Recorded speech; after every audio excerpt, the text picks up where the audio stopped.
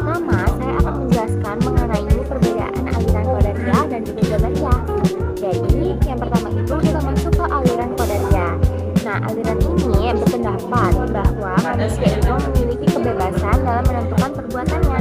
Menurut aliran ini juga manusia mempunyai kemampuan dan juga kehendak untuk memilih apa yang akan mereka lakukan gitu. Karena manusia itu bertanggung jawab penuh atas segala tindakannya. Jika seseorang itu berbuat baik, maka itu tuh hasil pilihannya sendiri. Begitu juga jika dia berbuat buruk, maka ia sendiri yang harus tanggung jawab. Nah, tokoh utama Qadariyah itu adalah Ma'bad al-Juhani dan juga Ghailan ad-Dimashqi. Mereka ini menolak pandangan bahwa manusia itu dipaksa oleh takdir dalam setiap tindakannya. Berbeda dengan Qadariyah, aliran Jabariyah berpendapat bahwa manusia itu tidak memiliki kebebasan sama sekali. Jadi semua yang dilakukan manusia itu telah ditentukan oleh Allah Subhanahu wa taala sejak awal. Dalam pandangan ini manusia hanya menjalankan apa yang sudah ditakdirkan. Tokoh yang terkenal dalam aliran Jabariyah yaitu ada Jahm bin Safwan. Nah, menurut ini seluruh perbuatan manusia merupakan ciptaan Allah, sehingga manusia tidak memiliki kekuasaan dan atas tindakannya sendiri. Jadi dapat disimpulkan nih bahwa perbedaan utama kedua aliran ini itu terletak pada kebebasan manusia itu sendiri. Kan kalau misalnya Qadariyah itu kan menekankan tentang kebebasan manusia kan, kalau misalnya Jabariyah itu menekankan tentang kekuasaan mutlak Allah atas segala peristiwa yang terjadi. Pokoknya seluruh aktivitas manusia itu emang sudah ditentukan oleh Allah Subhanahu wa taala sejak pertama kali. Nah, kedua itu saya akan menjelaskan tentang 5 prinsip dasar Mu'tazilah yang dikenal dengan istilah al-usul al-khamsah. Jadi prinsip pertama adalah at-tauhid, yaitu keyakinan bahwa Allah itu benar-benar esa. Mu'tazilah ini menolak pemahaman sifat-sifat Allah dengan sesuatu yang susah dan tidaknya, karena dianggap dapat mengurangi kemurnian tauhid. Kedua adalah al-adl, yaitu keadilan Tuhan. Mu'tazilah ini meyakini bahwa Allah itu pasti adil dan tidak mungkin berbuat zalim. Oleh karena itu, manusia harus diberi kebebasan agar pantas menerima pahala atau hukuman atas perbuatannya sendiri. Nah, prinsip ketiga yaitu al-wa'd wal al-wa'id, yaitu janji dan ancaman Allah menurut Mu'tazilah. Allah itu pasti menepati janjinya kepada orang yang beriman dan melaksanakan ancamannya kepada pelaku dosa yang tidak bertaubat. Nah, selanjutnya itu adalah prinsip keempat. Prinsip keempat ini adalah al-manzilah bainal manzilatayn, yaitu posisi di antara dua posisi. Jadi Mu'tazilah ini berpendapat bahwa orang yang melakukan dosa besar tidak dapat disebut mukmin sepenuhnya, tapi juga tidak dapat disebut kafir. Mereka tuh berada di posisi tengah-tengah gitu, dan disebut juga fasik. Nah, kemudian itu kita masuk ke prinsip kelima, yaitu amar ma'ruf nahi munkar, yaitu kewajiban mengajak kepada kebaikan dan mencegah kemungkaran. Prinsip ini menunjukkan bahwa seorang muslim ini harus aktif menjaga kehidupan sosial agar tetap sesuai dengan nilai-nilai keislaman. Lalu kita masuk pembahasan yang ketiga, yaitu pembahasan tentang pemikiran Muhammad Abduh. Muhammad Abduh ini adalah seorang tokoh pembaru Islam yang berasal dari Mesir. Nah, Muhammad Abduh ini menurut beliau akal dan wahyu itu harus berjalan seimbang. Akal itu digunakan untuk memahami dunia dan juga agama, sedangkan wahyu itu berfungsi untuk membimbing manusia pada hal-hal yang tidak dapat dijangkau oleh akal.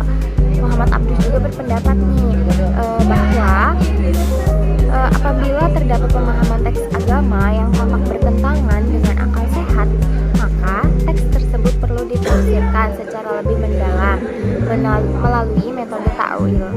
Nah, dalam masalah kebebasan berkehendak, Muhammad Abdul ini mengambil posisi tengah. Dia menolak pandangan Jabariyah yang terlalu fatalistik dan juga menolak kebebasan mutlak seperti yang dipahami sebagai pengikut Qadariyah. Menurutnya juga manusia itu memiliki kebebasan untuk memilih, tetapi tetap berada dalam kehendak dan juga ketentuan Allah. Karena itu manusia itu harus berusaha, bekerja keras dan menuntut ilmu untuk memperbaiki kehidupannya. Kemajuan umat itu tidak dapat dicapai jika hanya dengan pasrah atau tanpa dengan usaha. Lalu yang selanjutnya itu kita masuk ke pemikiran Muhammad bin Abdul Wahab. Nah, di sini dikenal dengan gerakan pemurnian ajaran Islam. Ia mengajak umat Islam untuk kembali kepada Al-Quran dan Sunnah, serta menjauhi praktik-praktik yang dianggap tidak memiliki dasar yang jelas dalam agama. Muhammad bin Abdul Wahab membagi tauhid menjadi 3 bagian.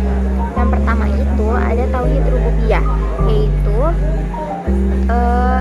meyakini bahwa Allah itu adalah pencipta dan pengatur alam semesta. Yang kedua itu ada tauhid uluhiyah atau ubudiyah, yaitu meyakini bahwa seluruh bentuk ibadah itu hanya boleh ditujukan kepada Allah Subhanahu wa taala. Yang ketiga itu ada tauhid asma wa sifat, yaitu meyakini nama dan sifat Allah sebagaimana dijelaskan dalam Al-Quran dan hadis. Ia juga sangat keras dalam menolak bid'ah, kufarat dan juga syirik. Menurutnya itu praktik-praktik keagamaan yang tidak memiliki dasar yang kuat harus ditinggalkan dalam kemurnian tauhid tetap terjaga. Agar kemurnian tauhid itu tetap terjaga. Nah, pemikirannya ini kemudian berkembang luas dan memiliki pengaruh besar dalam sejarah Islam modern, terutama di Arab Saudi. Lalu yang terakhir nih, saya akan membahas tentang teologi pembahasan Jadi yang kelima itu saya akan membahas tentang teologi pembebasan Hasan Hanafi. Nah, di sini mengenai Hasan Hanafi dan teknologi pembebasannya, Hasan Hanafi sendiri berusaha menghubungkan warisan intelektual Islam atau Taurat dengan kebutuhan masyarakat modern. Menurutnya, ajaran Islam itu harus mampu menjawab berbagai persoalan nyata seperti kemiskinan, ketidakadilan, dan juga penindasan sosial. Nah, dia ini mengkritik ilmu kalam klasik yang terlalu fokus pada persoalan abstrak dan kurang memperhatikan masalah sosial yang dihadapi oleh masyarakat. Karena itu, Hanafi ini mengembangkan konsep teologi pembebasan yang menempatkan manusia itu sebagai subjek utama dalam perjuangan mewujudkan keadilan sosial.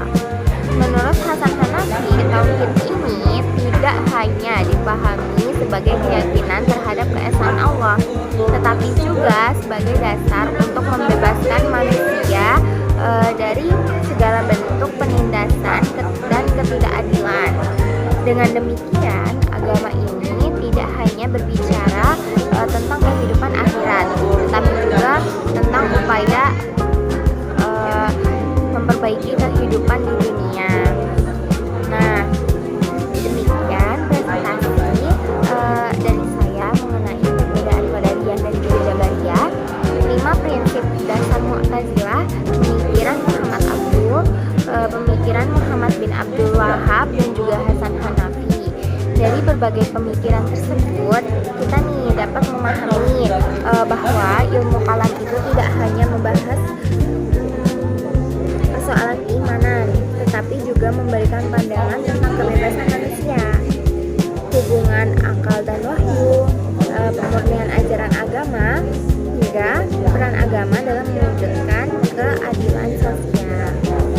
Oke, segitu dulu ya guys dari pemaparan materi aku.